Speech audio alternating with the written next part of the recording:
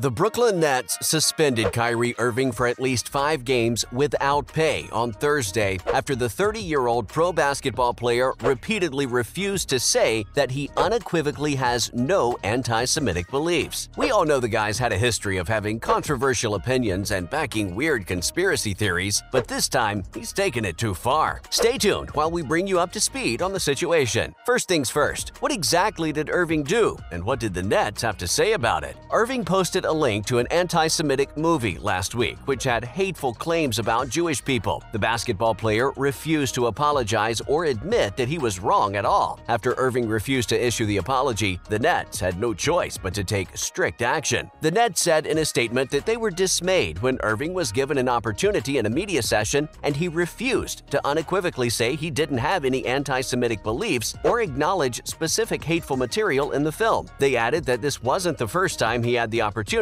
but failed to clarify where he stood. They went on to say that such failure to disavow anti-Semitism when given a clear opportunity to do so was deeply disturbing, against the values of their organization, and constitutes conduct detrimental to the team. Moving on, the Nets tried to talk some sense into him, but to no avail. The Nets stated that they had made numerous attempts recently to help Irving understand the harm and danger of his words and actions, but it was clear during the point guard's post-practice interview that little had changed. Irving refused to apologize once more, saying only that he meant no harm. He stated that some statements in Hebrews to Negroes, Wake Up Black America, were false, but he did not state that he should not have posted a link to it. Irving's reasoning was that he wasn't the one who made the documentary, but when later the pro basketball player was asked if he had anti-Semitic beliefs, he didn't say no either. He simply said, "I cannot be anti-Semitic if I know where I come from." Now let's talk about why he was so reluctant to apologize. After the Nets' home loss to Indiana on Saturday, Irving strongly defended his right to post the link. The team asked him not to speak to reporters after their 2 games this week in order to avoid further upsetting fans, but Irving's stance did not change. He became defensive quickly on Thursday, asking reporters why they weren't asking about the history of black people in America, claiming that 300 million of his ancestors are buried in the country. He addressed the reporters present, asking them where they were when he was a kid learning about the traumatic events of his familial history, adding that he was proud of where he came from and proud to stand there. Irving said when he'd repeat himself, he wasn't going to stand down, and it has nothing to do with dismissing any other race or group of people. The Brooklyn Nets player reassured everyone that he was just proud of his heritage and that people kept asking him if he was sorry, but all he could say was that he was taking responsibility. Up next, Irving was asked about his beliefs regarding the Holocaust. Irving said, referring to content in the film, saying those falsehoods were unfortunate and it wasn't that he didn't believe in the Holocaust. He explained that he understood it was in itself an event that meant something to a large group of people who suffered. The pro basketball player emphasized that he never said that he didn't believe in the Holocaust. The words had never come out of his mouth. He never tweeted it, nor had he ever liked anything like it. Moving on, Irving finally apologized. Irving issued his long-awaited apology on an Instagram post for failing to explain the specific beliefs with which he agreed and disagreed when he posted the documentary. Irving wrote, addressing all Jewish families and communities that were hurt and affected by his post, saying how deeply sorry he was to have caused them pain. He explained that he initially reacted out of emotion to being unjustly labeled anti-Semitic, instead of focusing on the healing process of his Jewish brothers and sisters that were hurt by the hateful comments made in the documentary. Irving's reluctance to just make an apology came only a few hours before the FBI said it had received credible information about a broad threat to synagogues in New Jersey, which is Irving's home state. Coming up, the damage was too great to be undone by just a statement. Anti-Defamation League CEO Jonathan Greenblatt reacted to a video of Irving's response to that question on Twitter by writing that the answer to the question, "Do you have any anti-Semitic beliefs?" is always no,